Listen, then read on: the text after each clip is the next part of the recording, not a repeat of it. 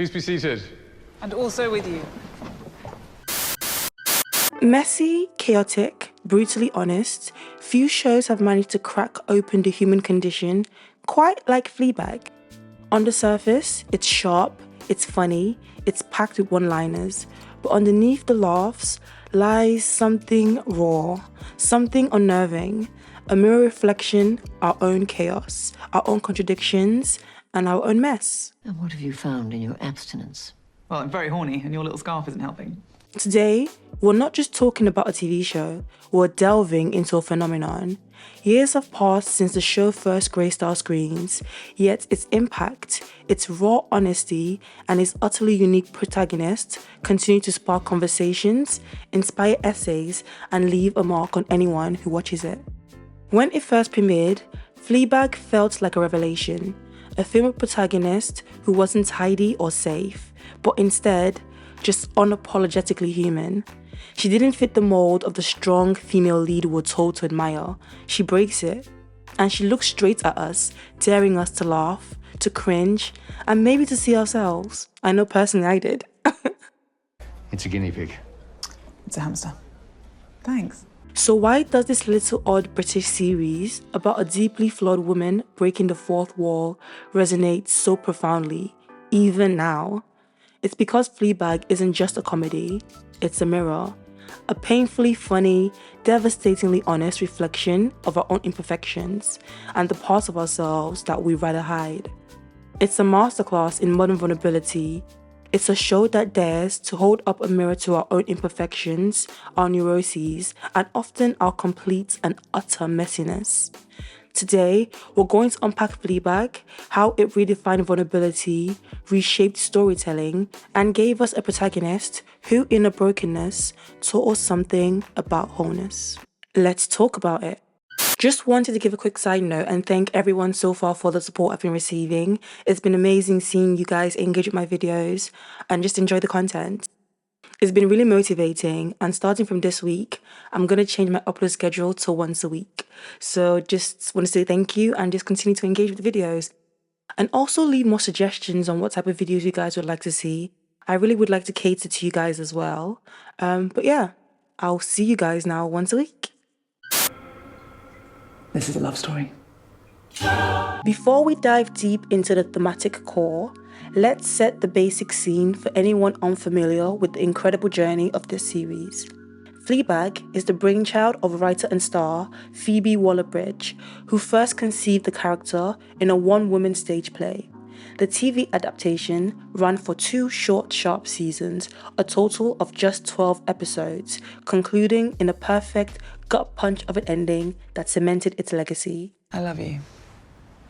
It'll pass. At its heart, Fleabag follows an unnamed protagonist known only as Fleabag, navigating life in London after the death of her best friend, Boo.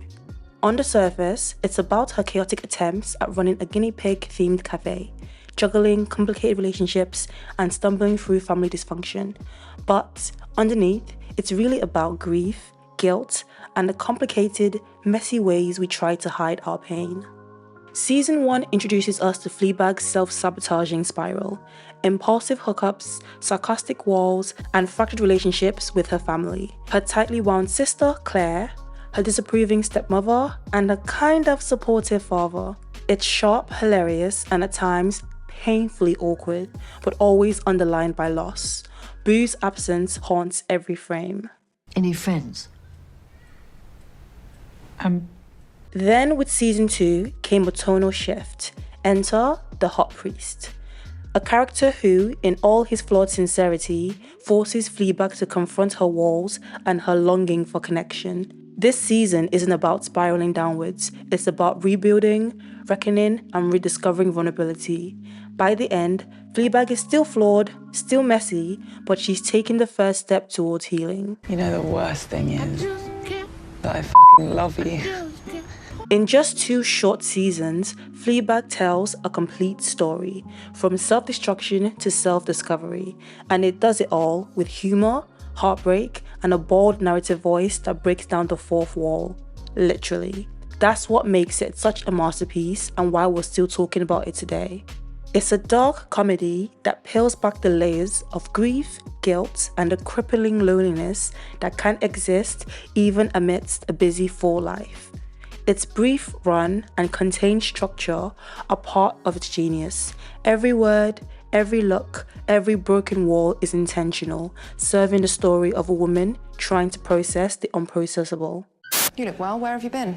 Boots. It's lovely there this time of year. So why are we still so obsessed with Fleabag today? Why, amidst the endless scroll of new content, does this short, sharp, two-season wonder still demand our attention and dissection? It's because Fleabag, our nameless protagonist, is us, or at least a highly concentrated, brilliantly articulated version of the parts of ourselves we usually keep hidden. She's the unfiltered thoughts, the awkward glance, the desperate attempt to keep it all together while secretly falling apart. So why do you think your father suggested you come for counselling? This show resonates beyond the laughs. It's in the uncomfortable recognition. It's the feeling of seeing our worst habits, our shameful moments, and our most fragile inner thoughts laid bare on screen, realizing that you're not so alone in them. From the very first scene, Fleabag throws out the rulebook for how we expect female protagonists to behave. Forget the perfect, morally upright aspiration heroines. Forget the quirky and ultimately harmless manic pixie dream girls whose sole purpose is to help a male character find himself.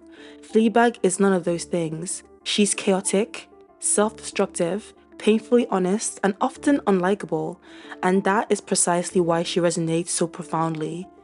The show doesn't just challenge traditional portrayals of women, it demolishes them, brick by uncomfortable brick. I don't know where you came from. Well, you don't think we're the same? It dares to present a woman who is not trying to be perfect, not even trying to be good, but simply trying to be, with all the glorious, cringe-inducing, heartbreaking baggage that entails. This is the stage she sets, one where our hero is a mess, and that mess is the very point of the story. I have friends. Oh, so you do have someone to talk to. Yeah. Now let's talk about the mechanic that became synonymous with Fleabag, the direct address, the breaking of the fourth wall. On the surface, it looks like a gimmick, a quirky way to pull the audience in, but in reality, I think it's the heartbeat of the show. More than a clever gimmick, this stylistic choice is a stroke of genius that serves as a literal window into her internal chaos. It's not just a way to deliver jokes, it's how we, the audience, become her confidant, her confessor, and at times, her co-conspirator. We see the public face she presents to the world, and then, in a blink, she turns to us, revealing the unfiltered, often sarcastic, often desperate truth beneath. This dual perspective is crucial for understanding her vulnerability. We witness her attempts to navigate social situations, and simultaneously we're privy to her real, often much darker thoughts and feelings. Like, it's so real. I'd really like to be your friend, though. I'd like to be your friend too. We'll last a week. In this relationship with the audience, vulnerability becomes a weapon. Fleabag uses her inner thoughts to disarm us, to build a connection that bypasses the superficial. She's exposing her deepest insecurities, her inappropriate desires, and her constant self-critique, which I'm sure we can all relate to. And in doing this, she's inviting us to judge, but also to empathize. It's a calculated risk on her part. She's putting her entire messy self on display, knowing that some of it will be ugly, but trusting that in its raw honesty, she will find a kind of acceptance, or at least some understanding. And this leads to the profound discomfort of recognition. When her inner thoughts become our own, the relatability hits a level most shows can only dream of. How many times have we been in a conversation, smiling politely, while our inner monologue is screaming something entirely different? How many times have we judged ourselves harshly in a moment of perceived failure? Fleabag's candidness makes us confront our own internal contradictions, our polite frictions, and often dark humor we use to cope with it all. We don't just watch her, we feel her, because a part of her exists within us. When you've had a few drinks, you're so like your mother. Fleabag is, without a doubt, a deeply flawed character. She makes bad decisions all the time, from stealing her stepmother's statue, to financially ruining her business, to navigating complicated, often unhealthy relationships. But the brilliance of the show lies in its ability to humanize these mistakes rather than glorifying them. We see the immediate emotional consequences of her actions. This isn't a character who makes mistakes then moves on unscathed. No. Fleabag excels at showing the messy fallout of vulnerability, not just the fleeting appeal. Her self-sabotage isn't played for cheap laughs. It's a symptom of her grief, her trauma, and her deep-seated insecurities. We witness her struggling with the weight of her guilt, the alienation from her family, and the constant battle with her own self-worth. I love you, but I'm not sure that I like you all the time. This vulnerability isn't a superpower that always leads to positive outcomes. It's a double-edged sword that cuts both ways, inflicting pain as much as it fosters connection. Yet, through this process of self-sabotage, we witness an incredible arc of growth towards self-discovery. Her journey isn't linear, it's messy. It's 2 steps forward, 1 step back, sometimes 3 steps back. But by allowing herself to be so painfully, brutally honest with us, and eventually herself and a select few others, she slowly starts to unpack the layers of her pain. It's a testament to the idea that true growth often emerges not from avoiding our flaws, but from confronting them in all their uncomfortable glory. I love you. No, let's just leave that out there just for a second on its own. So, how does this relentless vulnerability translate into narrative power? It's simple. Fleabag's openness doesn't just inform the character, it drives the plot. So much of the conflict in the show arises directly from her inability to hide, her tendency to blurt out truths, or the emotional consequences of her unvarnished internal life. Whether it's the raw tension with her sister Claire, built on years of unspoken resentment and Fleabag's casual cruelty, or the electrifying, dangerous connection with the priest, born from their mutual recognition of each other's depths, her truth-telling, whether intentional or accidental, constantly pushes the story forward. She's not just reacting to external events, her internal chaos actively creates them. How can I believe you? Because I'm your sister. After what you did to Boo. And this impact extends to the supporting characters. Fleabag's raw honesty shapes their interactions in profound ways. Claire is forced to confront her own repressed emotions and life choices in contrast to Fleabag's openness. The stepmother is constantly exasperated by Fleabag's refusal to play by societal rules. Even the elusive priest finds himself drawn out of his carefully constructed world by Fleabag's unapologetic self. And if I fall in love with you, I won't burst into flames, but my life will be fucked. Her presence, her vulnerability, acts as a catalyst, forcing everyone around her to be a little more real, a little more exposed, even if they resent her for it. Beyond the show itself, Fleabag's influence on modern storytelling and character development is undeniable. It paved the way for more complex, less sanitized female protagonists.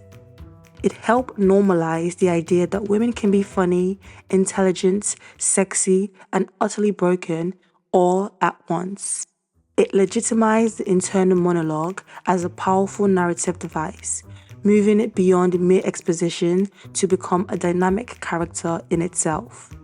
Fleabag didn't just tell a story about vulnerability, it showed how vulnerability can be the story. You know, everyone feels like this a little bit and they're just not talking about it. Or I am completely fucking alone. So what is the enduring legacy of Fleabag? Why does this exploration of vulnerability remain so vital years later? It's because it reminds us that honesty, even painful honesty, is a pathway to connection and ultimately to healing.